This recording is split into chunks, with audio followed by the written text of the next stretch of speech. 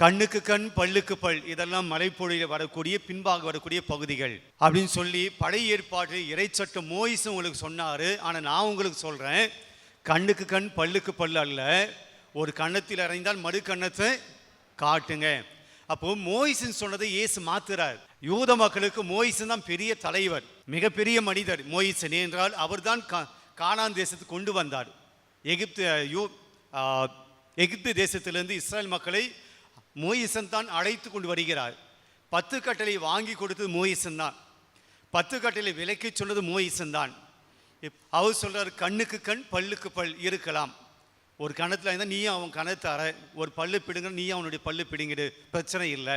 இது மோயிசன் கொடுத்த கட்டளை. ஆனால் இயேசு சொல்றாரு, முற்காலத்தில் கண்ணுக்கு கண் பல்லுக்கு பல் என்று சொல்ல கேள்விப்பட்டு இருக்கிறீங்க, ஆனால் நான் உங்களுக்கு சொல்லுகிறேன் அப்படி செய்யாதீங்க.